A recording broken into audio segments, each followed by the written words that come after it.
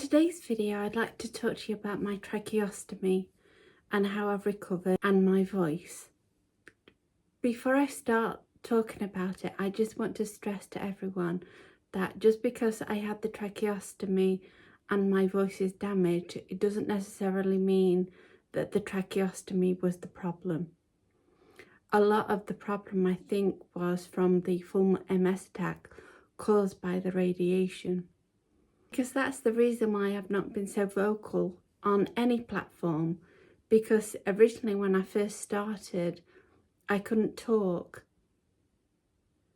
And TikTok was amazing to me because it was like you could do little short videos to someone else's music, and that was the appeal. However, there are more talking videos on YouTube, and I want to start doing longer talking videos about my experiences, but also to help me improve my voice. So I had the tracheostomy 5 years ago, and it was only in probably about 3 months, but my entire body had shut down. It was almost like my brain had shut down, and as my body was trying to reboot itself, it had a few problems, and it's still having a few issues, but slowly I'm overcoming them. It is very, very slowly, but I am doing it. This is my scar after 5 years. I must say I'm actually quite impressed with the scar, because originally it was red for quite a few years and I thought it might not go down, but it has. It almost like blends into my skin. If you weren't looking for it, you'd not know it was there. So as I said, I had the radiation and it caused this MS attack, and all my body shut down, but more specifically all my muscles shut down. And around your lungs is muscle, and all my throat again is muscle. And I don't know what happened, but all of that just disappeared. But because of all those events and the tracheostomy, it has damaged my voice a bit. I was hooked up to a machine that was hooked up to the tracheostomy, and basically this machine breathed for me. It pushed the air in my lungs. Not only that, at the time I couldn't hold my own oxygen levels. And they tried me a few times when I was well enough without the machine on, but my oxygen levels dropped so much they ended up putting me back on the machine. This happened for about 3 months, and then one day they tried it and just instantly I was fine. However, because this machine was breathing for me for so long, and I'd obviously had the MS attack, which attacks the muscles, I relied on that machine to breathe for me. I could do it myself, but it was extremely hard. And when they took the tracheostomy out, I was so happy. However, I couldn't talk. If you talk, you hold your breath and let it out slowly and use that breath to talk with. However, I couldn't do that. I couldn't breathe in that much. I literally could just say, hello. I'd have to breathe for about 10 minutes. Then again, I'd have to breathe for another 10 minutes. Name, another 10 minutes of breathing, and then I just gave up. But eventually I've got here and I've done it, and it is time that I shared my story, because there are so many people out there that don't know what a tracheostomy is.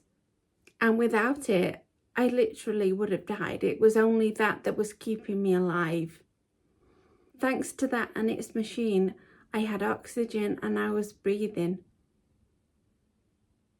But it took me a long time to learn how to breathe and talk.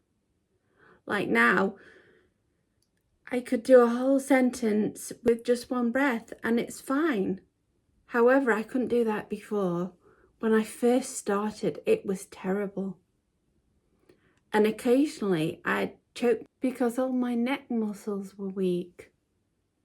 I also had a tube up my nose that I was having drinks and food through, So I never used from here all the way up to my mouth. I just didn't use it.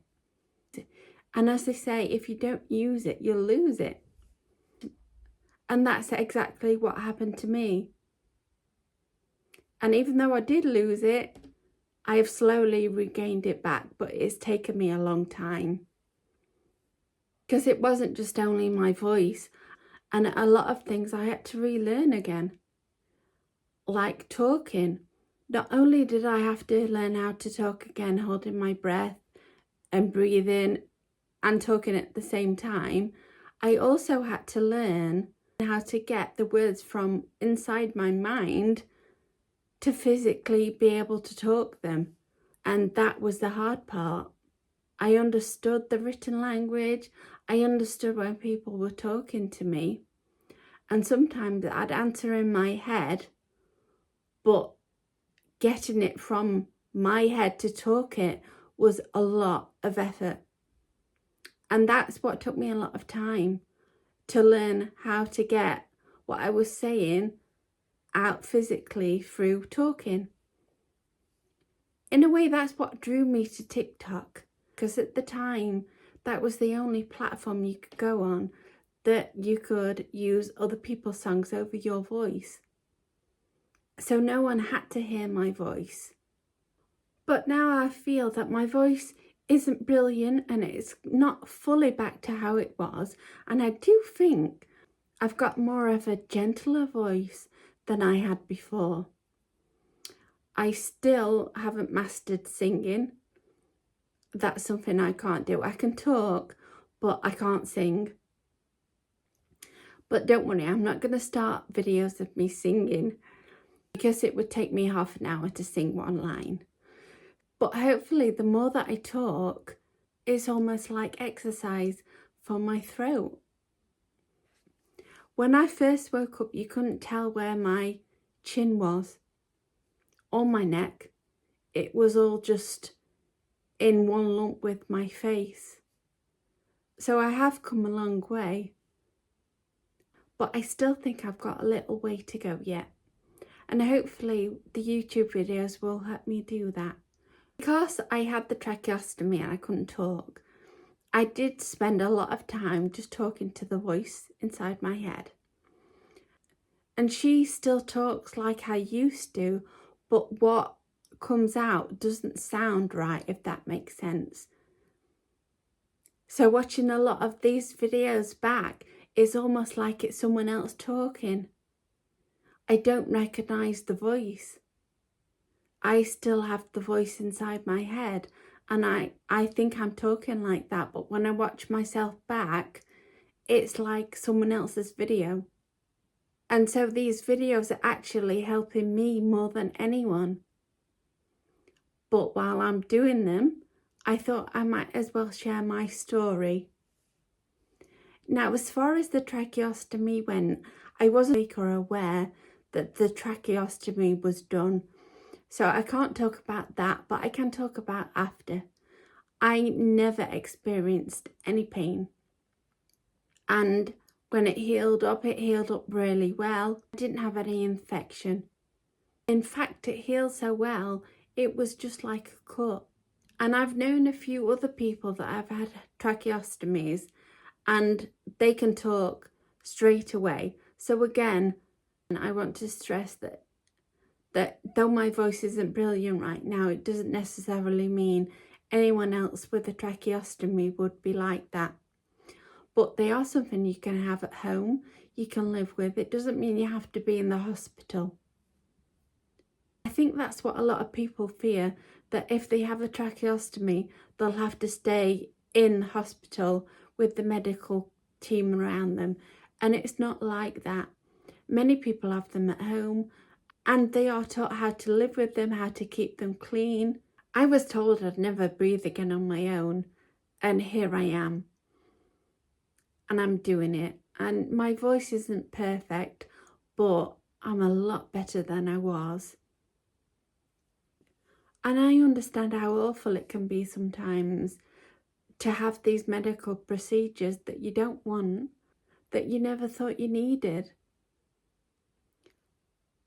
but it doesn't last forever and you can recover from them.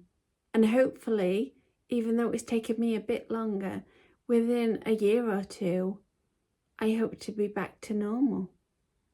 I don't know if I'll ever regain my normal voice or if I'll always sound a lot calmer. I can do an angry voice. Again, if I do an angry voice,